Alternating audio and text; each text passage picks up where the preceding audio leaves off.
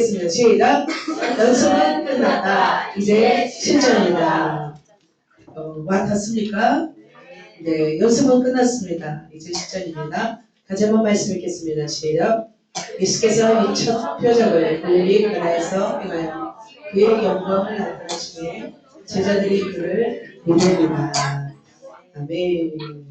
자, 오늘은 예수님께서 사역을 시작하는 부분을 제가 다루도록 하겠습니다. 여러분 동네 수영장에서 수영을 해보셨습니까? 네. 그렇게 연습해서 결국은 어디로 나가야 돼요? 올림픽. 네. 수영 경기장에 출전을 해야 됩니다. 자, 올림픽에 나가서 연습하면 돼요? 안 돼요? 안 됩니다. 내 동네 수영장에서 수영하다가 결국은 어떻게 실전 어디에서 여러분의 실력이 드러나는 줄 아세요? 수영 실력은 바다에서 드러나는 줄 믿습니다.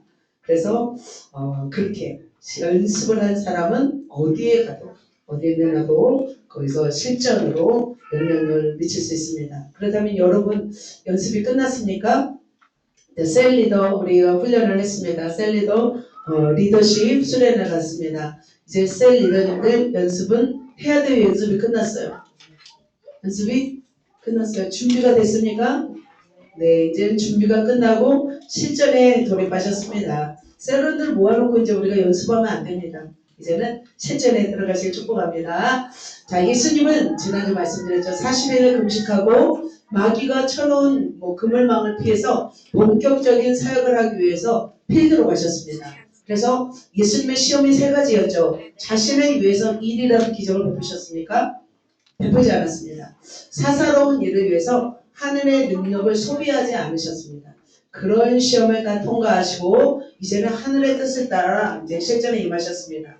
과연 주님은 그렇다면 이 관계, 현장, 세상의 변의 실제에서 어떤 모습을 보여주는지 우리가 살펴보기를 축복합니다. 자, 첫 번째로 예수님은 인간관계 실제 사역을 진행하셨습니다. 그런데 예수님은 하나님이셨습니다. 그럼에도 불구하고 사람들을 상대할 때 어떻게 상대했었을까요? 강압적이셨을까요? 예수님은 강압적이지 않으셨습니다. 독단적이셨을까요? 절대로 예수님은 독단적이시지 않으셨습니다.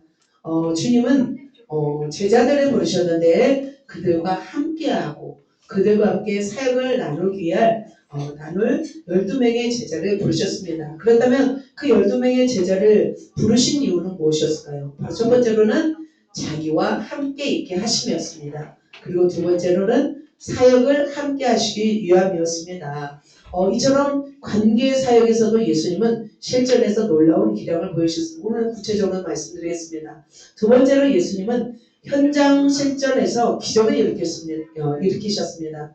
현장 사역의 실전은 뜻하지 않은 곳에서 일어났습니다. 예수님이 다 각본대로 짜여진 대로 움직이지 않으셨습니다.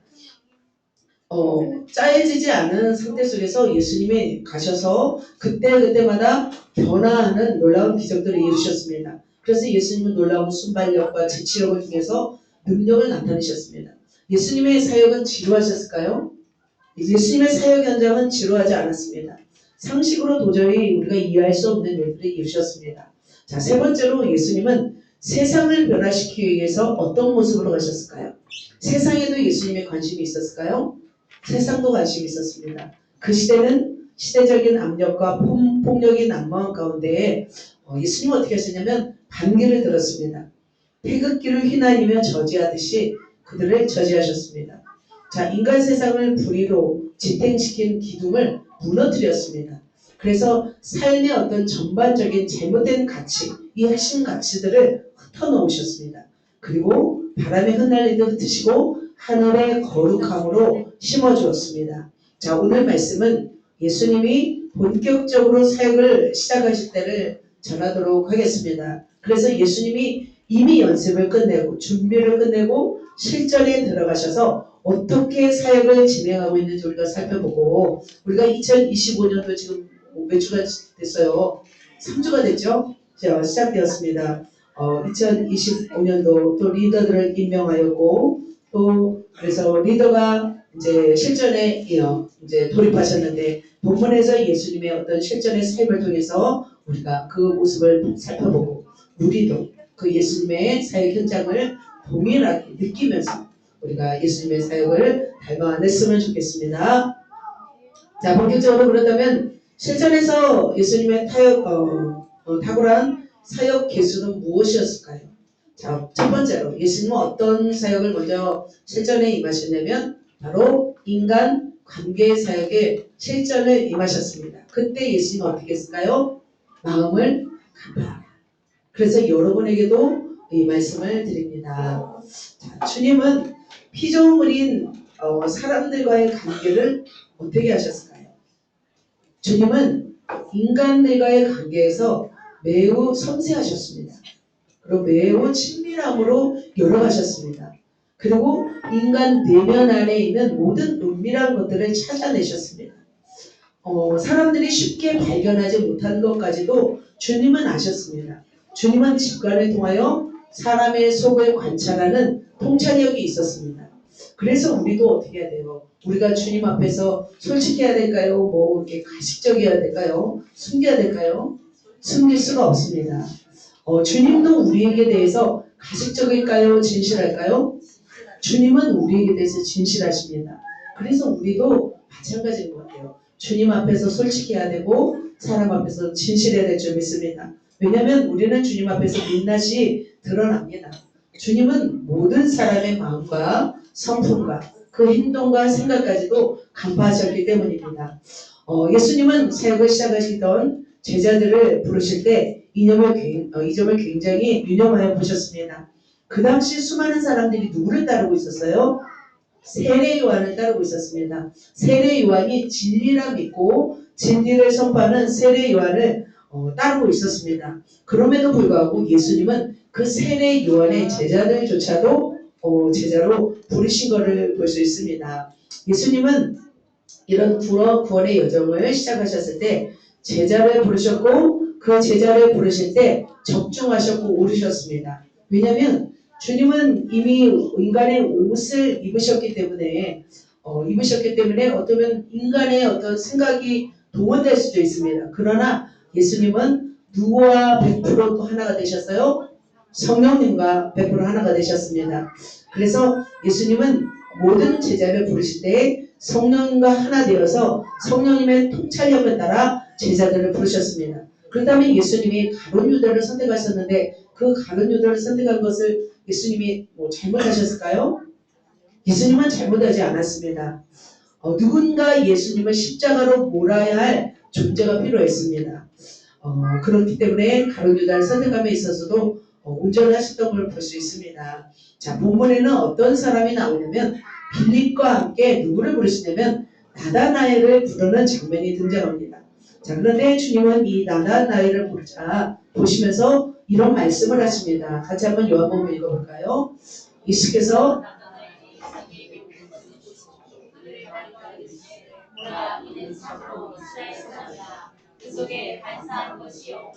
나다나엘이라는 사람은 어떤 사람이었어요? 그 속에 뭐가 없어요? 간사한 것이 없어요. 마음이 굉장히 깨끗하고 진실한 사람이었던 것을 볼 수 있습니다. 이제 나다나엘을 이제 만나는 장면이죠. 제가 가져왔습니다. 단번에 알아보셨어요. 나다나엘은 선한 사람임을 단번에 아셨어요. 그래서 주님은 모든 사람을 보실 때 그 사람의 중심을 꿰뚫어 보십니다. 그 사람의 중심이 무엇이 있는지 아시는 거죠. 그래서 특별히 구약에도 다윗을 선택할 때 다윗은 뭐라고 말씀하셨어요? 내 마음에 합한 자가 말씀하고 있는 것을 볼 수 있습니다.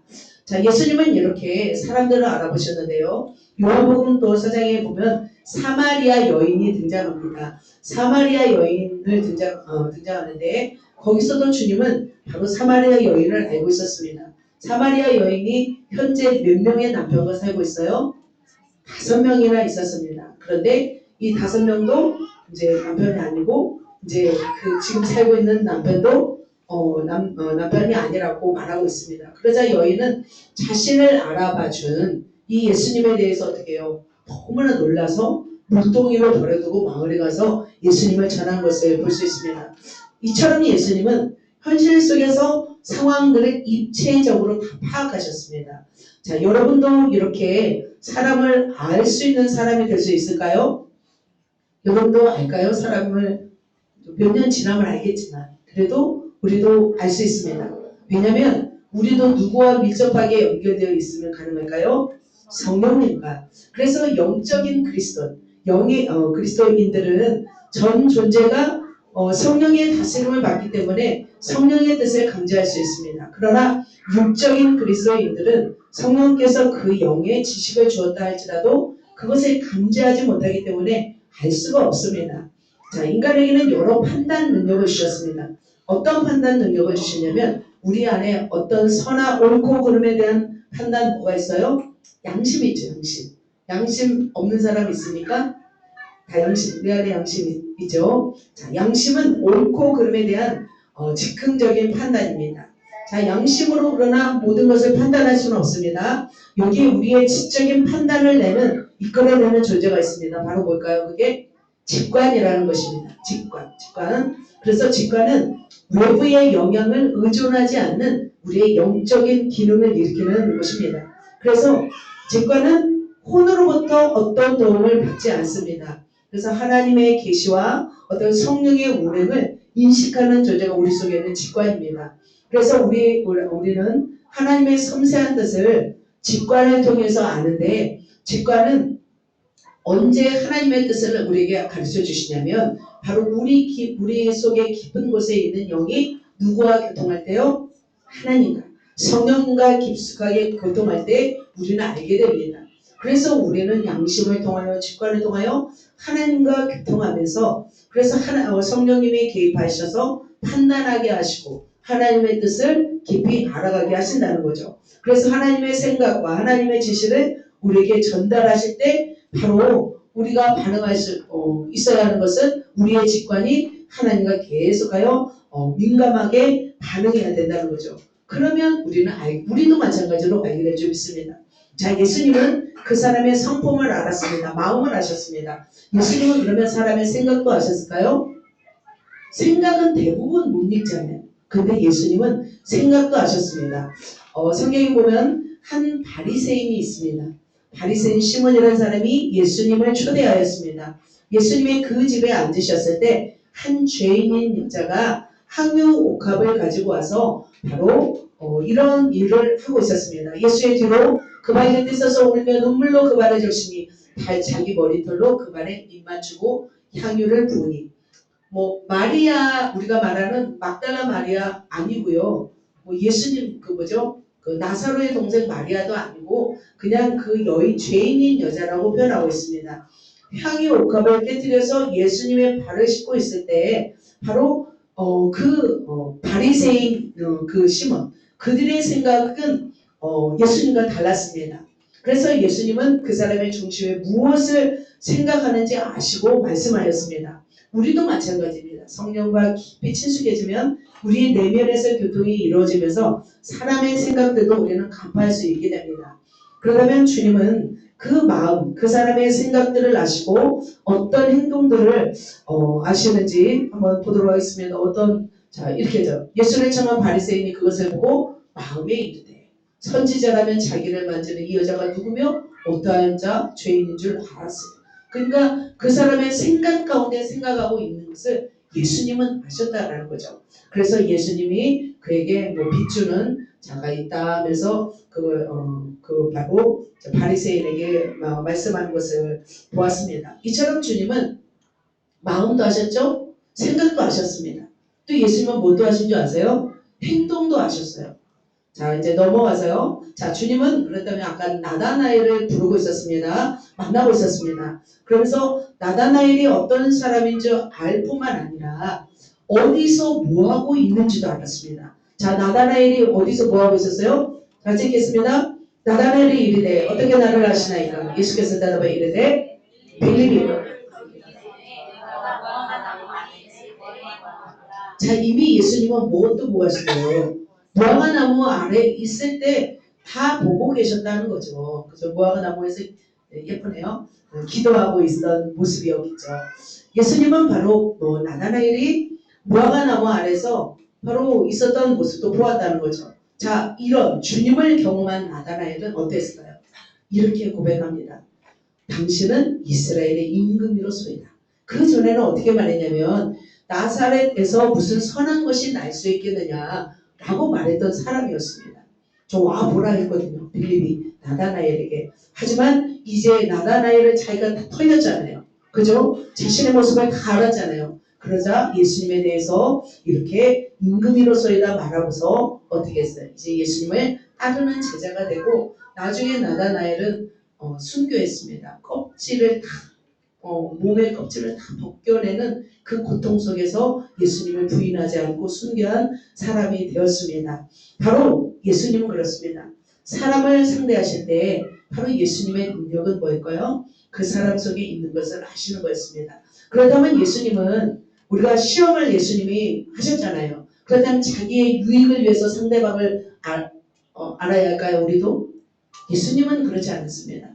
그 사람을 하나님의 사람으로 만들기 위해서 하나님께로 인도하기 위해서 그 사람을 알려고 하는 거지. 우리가 우리의 유익을 위해서, 그죠? 나 자신을 위해서 사람들을 알려고 한다면 그것은 온전할까요? 온전하지 않습니다.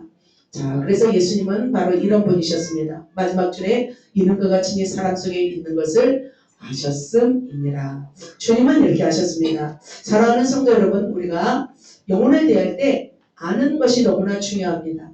영혼의 관심이 무엇인지, 영혼들의 내면이 어떤 것인지, 영혼들의 생각이 지금 어떤 생각인지 우리는 알아야 될 줄 믿습니다.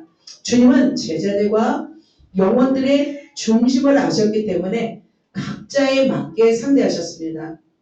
그러죠. 우리도 몇 년 동안 이제 지내다 보면 다 알게 되지만, 하지만 사람이 생각이 동일해요? 동일하지 않습니다. 마음이 동일해요? 동일하지 않습니다. 그래서 끊임없이 마음이 바뀌고 끊임없이 생각이 바뀌는 영혼들을 상대하기 위해서는 우리는 영적으로 민감해져야 될 줄 믿습니다. 그래서 직관이 개발돼야 되고 우리는 영적인 분별력이 있어야 될 줄 믿습니다. 우리는 영적인 분별력을 소유해야 되는데 그 영적인 분별력을 다 갖지 못하는 이유가 있습니다. 왜 우리는 영적인 분별력이 없을까요? 바로 우리 속에 뭐가 있냐면 뿌리 박히고 또 탈부착되어서 떨어지지 않는 것들이 있습니다. 율법주의, 그죠? 내 틀 안에서 율법주의로 형성되어 있으면 알 수 없습니다.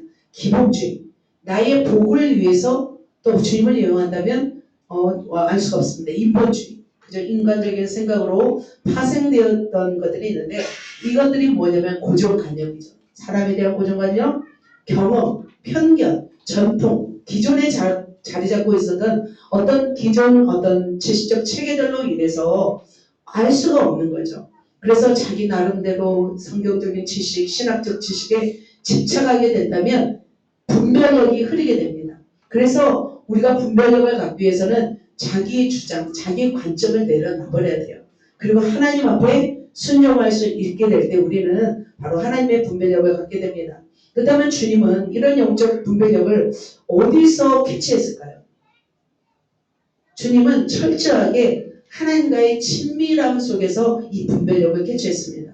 그래서 하나님과의 친밀함 가운데 있을 때 마찬가지로 저와 여러분에게도 뭐가 주어지냐면 영적인 분별력과 판단력이 주어집니다. 그러나 반대로 하나님과 친밀하지 않으면 어떻게 될까요? 분별력이 가리워집니다. 지식적으로 알아도 은사적으로 알아도 하나님께 온전하게 드리지 못하게 되죠. 그렇기 때문에 우리는 이 분별력을 갖기 위해서 우리가 해야 할 일은 무엇일까요? 하나님 자체를 구하는 것이에요.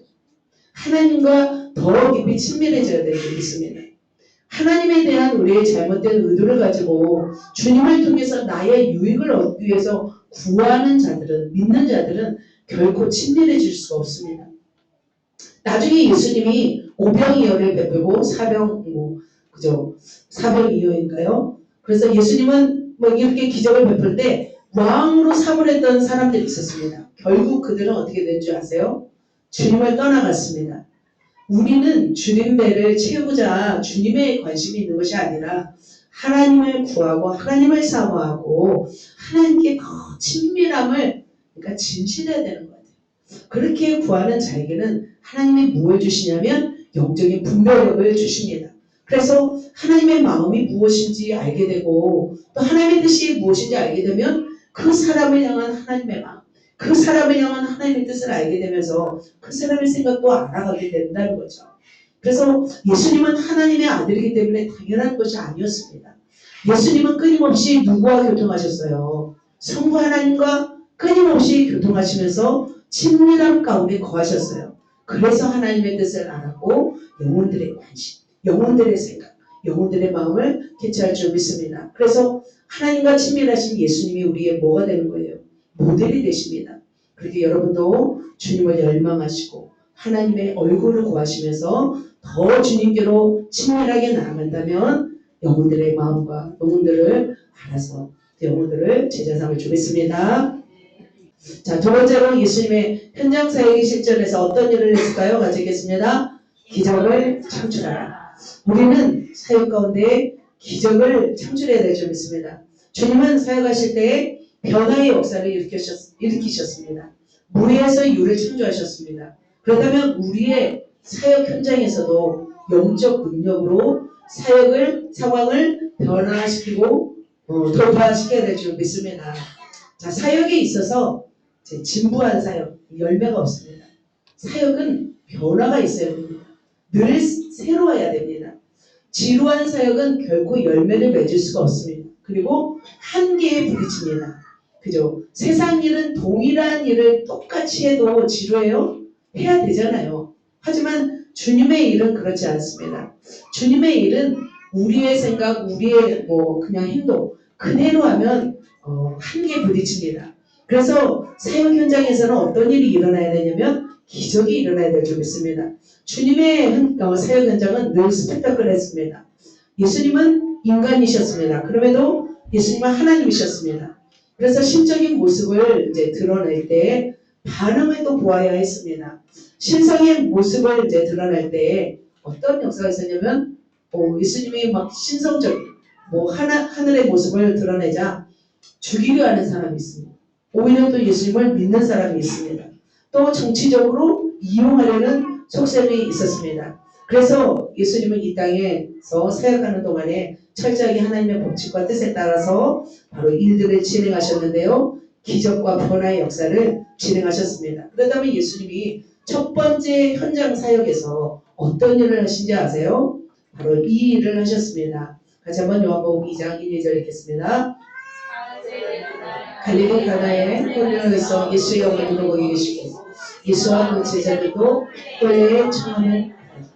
자, 첫 번째 기적은 바로 가나 혼인잔치에서 일어났습니다. 갈릴리 지역에는 가나에 있는 혼인잔치에 초대받았습니다. 예수님과 함께 제자들도 초대를 받았다고 했습니다. 유대인의 결혼식은 일주일 내내 잔치를 합니다. 그죠? 우리나라 결혼식은 하루면 끝나잖아요. 필요한 그죠? 하지만 유대인은 며칠 동안 일주일 동안 계속 먹고 잔치를 베풀면서 그런 막 축제를 열립니다. 그래서 음식과 포도주는 굉장히 중요합니다. 그런데 홀레에 이제 청함을 받아서 갔는데 한참 동안 잔치를 하고 있었는데 뭐가 떨어져 버렸냐면 포도즙이 떨어졌습니다. 왜냐하면 거기서는 포도즙이 굉장히 중요했습니다. 그래서 손님을 초대한 주인은 당황하였습니다. 이때 예수님의 어머니 마리아는 이 말을 했습니다. 포도주가 떨어진지라. 예수의 어머니가 예수에게 이르되 저들에게 포도주가 없다 하니 이제 마리아가 이렇게 말을 하고 있습니다. 예수께 이미 이제 마리아는 자신을 통해서 예수님이 나셨지만 예수님이 메시아인지를 알았죠. 그래서 메시아 되신 예수께 바로 포도주가 없습니다. 어떻게 해주십시오 라고 하는 반응이었습니다. 이때 예수님은 나와 상관이 없다 라고 하십니다. 그러나 마리아는 예수님이 하나님의 아들이심을 믿었고 그를 통해서 하늘의 역사가 일어날 걸 믿었습니다. 그래서 마리아는 말합니다. 사람들에게 무슨 말씀을 하시든지 그대로 하라. 자, 이런 육신의 어머니 마리아의 믿음에 힘입어서 예수님은 바로 표적을 일으키십니다. 먼저 항아리에 물을 가득 채우라 하시자 아기까지 채웁니다. 자, 종들은 와서 이렇게 물을 아구까지 채웁니다. 사람들은 이유를 알았어요? 몰랐어요? 몰랐어요. 하지만 순종할 뿐이었습니다. 그때 예수님은 말씀합니다. 열회장에 갖다 주어라 하시자 종들이 열회장에 그 물로 채운 항아리를 어떻게 떠다 줬는지 모르겠어요. 그냥 떠다가 주었는데 어떻게 됐어요? 물이 뭘로 변했어요? 포도주로 변했습니다. 물이 다 채워졌을 때 포도주로 변했든지 아니면 어디요? 떠다 줄 때 포도주로 변했는지 알 수 없지만 분명한 것은 뭐냐면 바로 물이 뭐가 됐던 거예요. 포도주가 된 기적이었습니다. 사람들이 이 포도주를 맛보고서 어디서 났는지 알지 못했지만 어떻게 해요? 그 품격이 엄청났습니다. 이전의 포도주보다 훨씬 더 맛이 우월한 그런 포도주였습니다. 그래서 사람들은 막 이렇게 말하죠. 먼저 좋은 포도주를 내고 취한 후에 낮은 것을 내거늘 그대는 지금까지 좋은 포도주를 이제 두었도다 이렇게 말을 하는 것을 볼 수 있습니다. 자, 이렇게 물을 포도주로 바꾼 사건을 통해서 어떤 역사가 있었어요? H2O를 포도당으로 바꾼 사건이었습니다. 바로 이 첫째 표적을 통해서 예수님의 제자들이 바로 예수님을 믿기 시작하였습니다. 거의 잔치가 뭐 파도날 지경에 바로 예수님을 통해서 잔치의 기쁨을 회복시켜 주었습니다. 자, 이처럼 예수님의 사역 현장은 하나님의 영광이 나타나고 하나님의 기쁨으로 충만하고 기적의 역사가 일어난 줄 믿습니다. 그렇다면 사랑하는 성도 여러분, 여러분의 사역 현장은 어때야 될까요? 기적이 일어나야 될 줄 믿습니다. 첫 번째 사역 현장에서 물이 포도주로 바뀐 역사는 엄청난 기적의 현장이었습니다. 화학 변화를 일으킨 사건이었습니다. 무에서 유를 창조한 사건이었습니다. 바로 이 사건이 뭐가 동일시된 사건이 뭐가 있어요? 그죠? 나일강에 모세가 지팡이를 내자 뭘로 변했어요? 물이 피로 변한 사건이 있었잖아요. 오히려 근데 이 사건을 두고 강박한 이 바로는 마술사를 불러다가 눈속임을 하면서 하나님의 역사를 왜곡하려 하였습니다. 그러면 그럴수록 어떻게 해요? 하나님은 더 큰 역사를 일으켜서 참혹한 패배를 맛보게 하였습니다. 우리도 마찬가지입니다. 이 시대 하나님을 부정하는 사람들 앞에서 우리는 어떤 존재가 되어야 되냐면 하나님의 도구가 되어서 하나님의 영적인 역사를 일으켜야 될 줄 믿습니다. 아멘. 자, 그렇다면 이 두 번째 사역 현장에서 물을 포도주로 바꾸었습니다. 그런데 여러분, 물을 포도주로 바꾸는 역사보다 더 위대한 역사가 어떤 역사일까요? 저는 그런 생각이 들었습니다. 사람이 바뀌는 것이죠. 그렇지 않을까요? 사람이 바뀌는 역사는 정말 위대한 역사인 줄 믿습니다. 강박가에서 예수님을 믿을 수 없는 사람이 예수님을 믿고 믿게 되고 생각과 마음이 굳어져서 도저히 변화될 것 같지 않은 사람들이 변화하는 모습을 보면서 우리는 하나님의 역사를 나타내야 될 줄 믿습니다. 자, 예수님 편에서는 상식이었지만 바로 인간 편에서는 기적인 바로 이런 역사가 지금도 일어나야 될 줄 믿습니다. 사람의 능력은 말에 있지 않습니다. 물론 말에도 능력이 있습니다. 청산 유수가 능력이 아닙니다. 그렇다면 실전에서 우리는 어떻게 해야 될까요? 실전에서 영적으로 증명해야 될 줄 믿습니다. 어떤 증명? 여러분, 물을 포도주로 바꾸고 싶어요? 사람을 바꾸고 싶어요? 포도주로 바꿔봤자 송찬식이만 쓰잖아요. 그럼 뭐 해야 될까요? 우리는 뭘 바꿔야 될까요? 사람을 바꿔야 될 줄 믿습니다. 나를 통하여서 영혼들이 새롭게 변화하는 역사를 일으켜야 될 줄 믿습니다. 지금 그런 역사가 일어나고 있는지요? 나를 만나는 사람이 새 힘을 얻고 나를 만나는 사람이 변화가 되고 나를 만나는 사람이 놀라운 하나님의 사람으로 변화되는 역사, 그런 역사를 바로 여러분을 통해서 하나님이 일으키시기를 원하십니다. 여러분, 그런 역사가 지금도 일어나고 있는지요? 여러분은 셀 안에서 그런 역사가 일어나고 있는지요? 바로 이런 역사는 성령의 역사에 있는 줄 믿습니다. 그래서 성령의 역사는 어떻게 일어나기를 사모하고 구하고 선포한다면 여러분을 통해서도 바로 그런 역사는 일어날 줄 믿습니다. 자, 여러분이 읽었던 책들이 있죠. 책 중에 주가 쓰시겠다. 읽으셨죠? 자, 호주의 감옥 안에서 복음의 치유의 역사, 윤치원 목사님의 간증하신 우리가 일들을 보았습니다. 그래서 그분을 통해서 죽은 자가 살아나고 귀신이 쫓겨나가고 병든 자가 치유되고 도저히 막혀서 열어질 수 없는 그런 사역의 현장이 바로 그곳에서 호주의 감옥에서도 일어난 줄 믿습니다. 하물며 그렇다면 여러분의 사역의 현장에서 여러분의 셀 안에서 여러분의 가정 안에서 그렇다면 여러분을 통해서 어떻게 해요? 그 사람들이 변화되어야 될 줄 믿습니다. 그 사람은 안 변화한다고 말한다는 것은 뭐예요? 내가 주를 믿지 못하는 거죠. 우리는 그런 역사를 일으키기 위하여 저와 여러분에게 뭘 주시는 거예요? 능력을 주시는 거죠. 은사를 주시는 거죠. 그래서 우리는 그런 역사를 우리는 일으켜야 될 어때요? 마땅한 어때요? 사명을 가지고 하나님이 여러분을 이곳으로 불러모은 줄 믿습니다.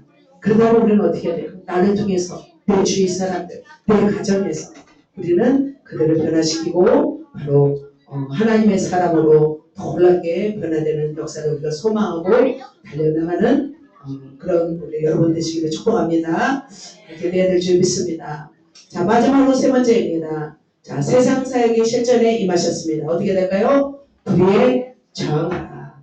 결국 세상 사역에 있어서 세상을 변화시키는 일이 우리 일일 줄 믿습니다. 자, 우리가 주님 오실 때까지 우리가 감당해야 할 목적이 있습니다. 목표가 있습니다. 영어로 써있죠. 뭐예요? 최지도 월드입니다. 그래서 세상을 정화할 책임이 누구에게 있을까요? 우리에게 있습니다. 여러분을 그래서 무엇과 무엇으로 부르셨어요? 빛과 소금으로 부르셨습니다. 세상을 정화할 책임이 있습니다. 그렇다면 여러분은 무엇으로 세상을 정화하고 무엇으로 세상을 변화시켜야 될까요? 우리의 믿음의 선포입니다. 우리의 기도입니다. 그리고 참여하는 것입니다.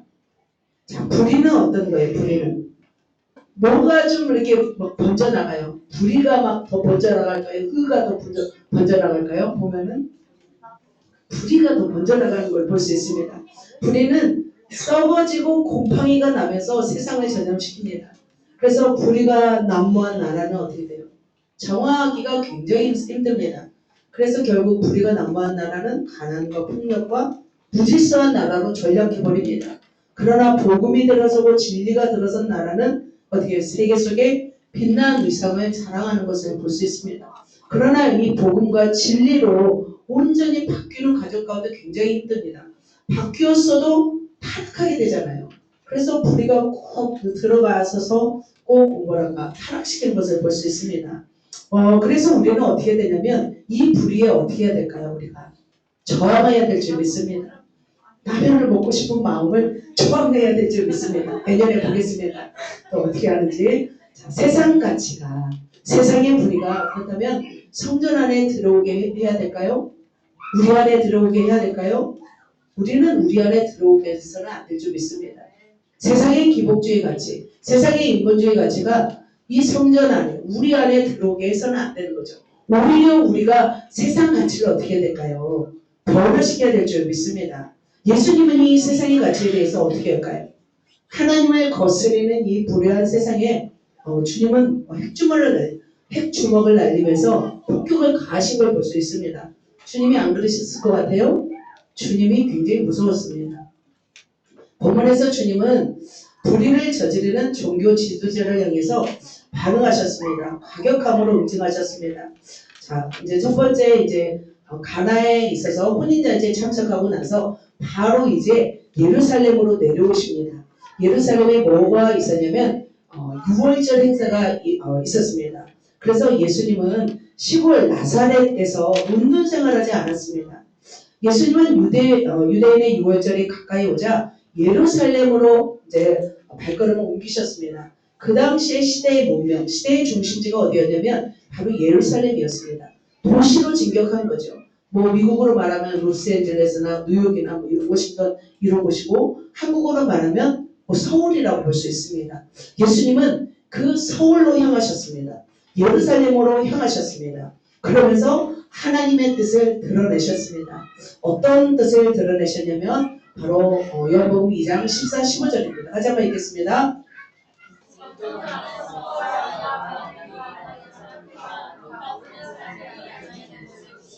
돌끈으로 채찍을 만드사 소를 다 성전에서 내쫓으시고 돈 바꾸는 사람들의 돈을 쏟으시며 상을 엎으시고 예수님이 분노하셨습니다. 예수님이 분노한 장면이 많지 않은데 특별히 첫 번째 사역 현장에서 바로 이렇게 분노하신 것을 볼 수 있습니다. 그곳에는 바로 소와 양과 비둘기 파는 사람들이 있었습니다. 돈 바꾸는 사람들이 있었습니다. 그 당시는 종교인들이 부패했습니다. 부정적인 일들을 감행했습니다. 왜냐하면 거룩한 성전은 지금 헤롯 성전이거든요. 거룩한 성전의 제사로 온 백성들이 종교심을 가지고 있었죠. 하나님 앞에 진실됐습니다. 그러나 그들을 이용해서 착취하고 있었습니다. 백성들이 가지고 와요. 소나 양을 가지고 와요. 예를 들면 갈릴리에서 예루살렘까지 100km가 넘잖아요. 며칠 걸려가지고 데리고 와요. 그러면 소와 양이 어때요? 다칠 수가 있잖아요. 상처를 입을 수가 있잖아요. 그러면 어떻게 하냐면 그것을 헐값에 사버려요. 그리고서 대신 성전에서 키운 소나 양을 비싼 가격에 팔면서 이윤을 창출한 거예요. 왜냐하면 그들은 왜 이렇게 했냐면 자신의 기득권을 유지하기 위해서 일종의 거래였습니다. 로마의 어떤 로비금을 마련하기 위해서 성전을 시장터로 만든 것이었습니다. 예수님이 이것을 알았어요? 몰랐어요? 알았어요. 지금 세상의 불의가 성전으로 들어왔던 거죠. 그래서 예수님은 차마 볼 수 없었습니다. 그래서 목끈으로 채찍을 만드시고 양이나 소를 성전에서 내쫓았습니다. 사람들의 돈을 쏟으시고 상을 엎으셨습니다. 그래서 한마디로 그들의 행태를 어떻게 한 거예요? 흩어버리심을 볼 수 있습니다. 그러시면서 주님이 이 말씀을 하십니다. 같이 읽겠습니다. 비명이 빠른 사람에게 이르시되 이것을 여기서 가져가라. 내 아버지 집으로 장사하는 집을 만들지 말라. 장사하는 집을 만들지 말라. 강도의 구려로 만들지 말라. 내 집은 만민이 기도하는 집이다. 이렇게 말씀하고 있습니다. 자, 구약 시대부터 하나님은 세상이 불의가 가득할 때 위험 수위에 오를 때 어떻게 해요? 하나님이 흩어버리셨습니다. 노아의 홍수로 다 쓸어버리기도 하셨습니다. 그리고 또 바벨탑으로 하나님의 대적에 오를 때 그것을 물리쳤습니다. 또 그것이 안 될 때는 어떻게 해요? 수많은 선지자, 사사들을 보내서 사람들의 마음을 변화시켰습니다. 마지막 선지자로 오신 분이 누구예요? 세례 요한이었습니다.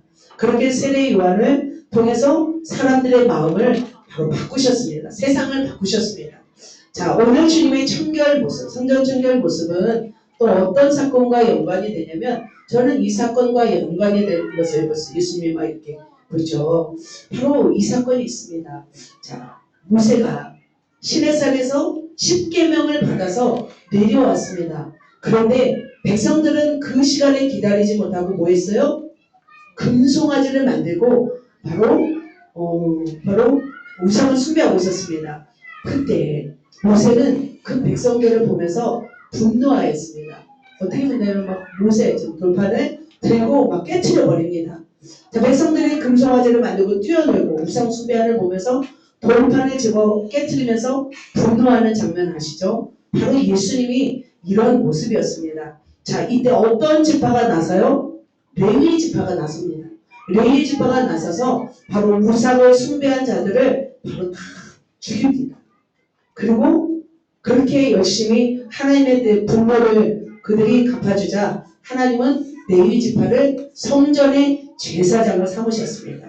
성전을 섬기는 자들로 삼으셨습니다. 레위 지파들이 부드러운 사람들이 아니었어요. 야곱의 셋째 아들이잖아요. 굉장히 그래서 디나가 하몰 족속 세겜 땅에서 하몰의 아들 그 추장에게 강간당하자 바로 그 남자를 다 죽여버린 사람들이 바로 레위 지파였어요. 그러니까 레위인들은 굉장히 저돌적이고 강력했어요. 하나님의 분노를 그들은 알고 바로 그런 사람들을 죽이는 것을 볼 수 있습니다. 그래서 어떻게 되냐면 자, 밑에 줄에서 두 번째 레위 자손이 모세의 말대로 행하매 이 나라 백성 중에 3,000명가량이 죽음을 당하니라. 그러면서 오늘 여호와께 헌신하게 되었느니라. 너에게 복을 내리리라. 하나님을 위해서 하나님의 분노를 대신할 자들에게 하나님은 어떻게 해요? 복을 내리신 것을 볼 수 있습니다. 하나님은 지금도 찾으십니다.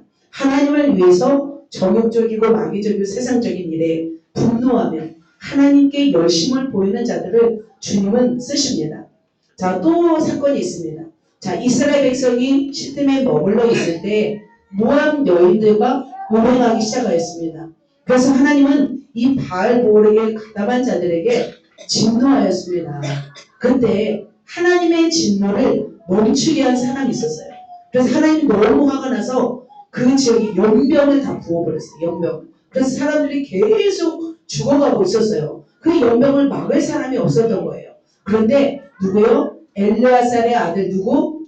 비느하스가 보고 일어나서 손에 창을 들고 이스라엘 남자 그리고 그 막사 안에 들어온 고스비라는 여인이었는데 그래서 남자와 여자의 배를 꿰뚫어서 두 사람을 죽였어요. 그러자 어떤 일이 일어나요? 연병이 그쳤던 것을 볼 수 있습니다. 그래서 비느하스 한 사람이 손에 창을 들고 들어가 두 사람을 죽이자 연병을 그치게 하였습니다. 자, 이처럼 성경에는 하나님의 진노를 멈추게 하는 사람들이 등장하는데 바로 하나님은 그들의 어떤 과감하게 분노하는 그들에 대해서 하나님은 어떻게 해요? 그들에게 손을 들어주신 것을 볼 수 있습니다. 그렇다면 우리는 어떤 마음이 있어야 될까요?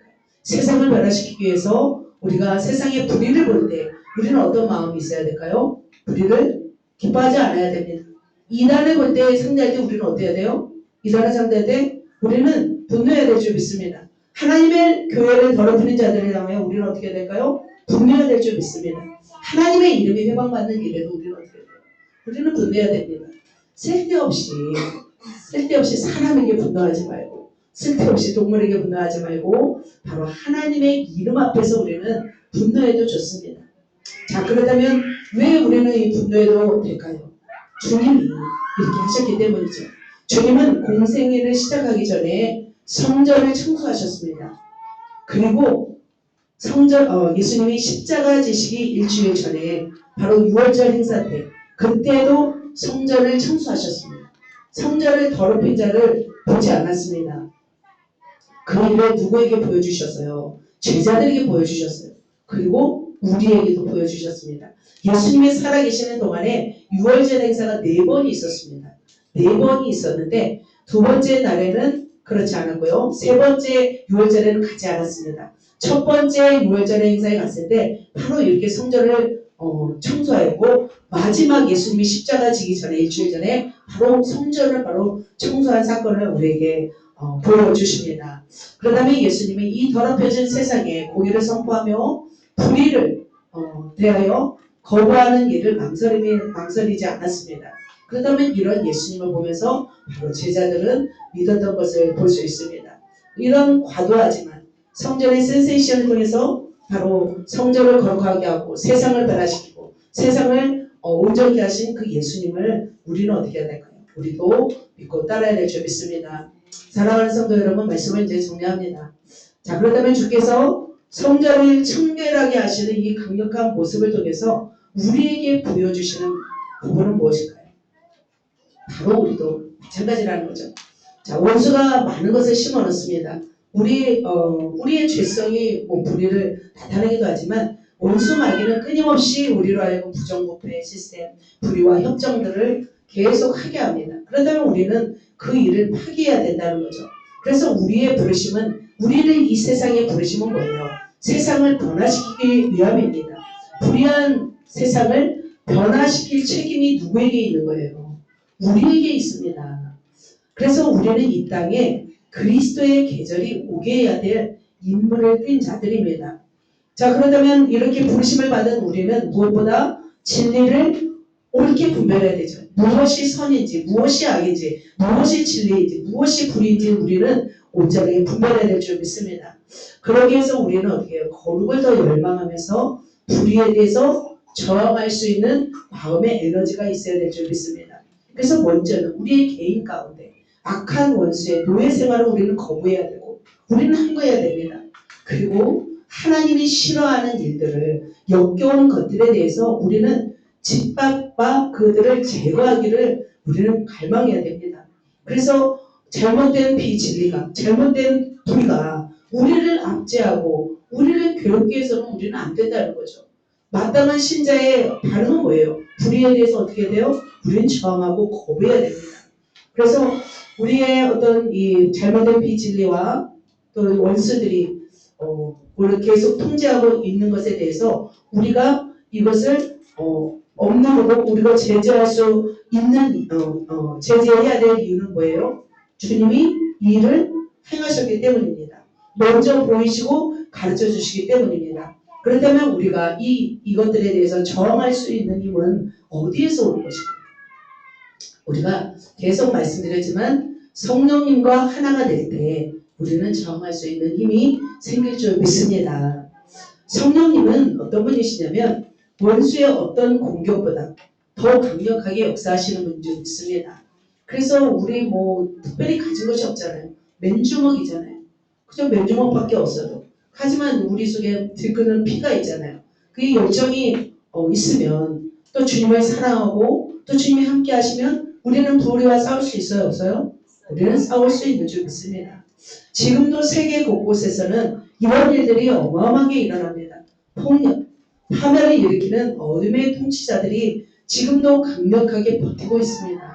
아시죠? 자, 그들을 우리는 맞대결하면서 그들의 가지고 있는 어둠의 그림자들을 우리는 쫓아내고 하나님의 빛을 비춰야 할 사명이 우리에게 있습니다.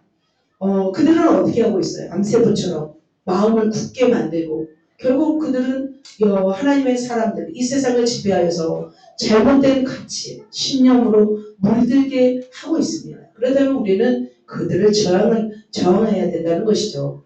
자, 악한 영들은 굉장히 사악합니다. 음흉한 음모를 통해서 이 땅을 어둠 속으로 잠식하고 있습니다. 그렇다면 우리는 해야 할 일은 뭐냐면 끊임없이 물러서지 않고 저항하는 것이 바로 우리의 역할인 줄 믿습니다. 주님은 이러한 불의한 세상에 대해서 물러서지 않았습니다. 어떻게 했어요? 예수님은 월등한 승리로 본부의 폭격을 가하면서 쓰러뜨린 위대한 승리자인 줄 믿습니다.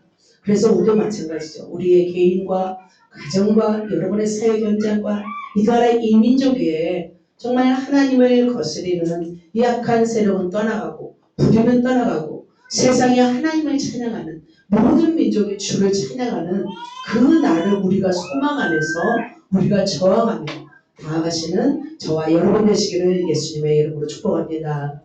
말씀을 정리합니다.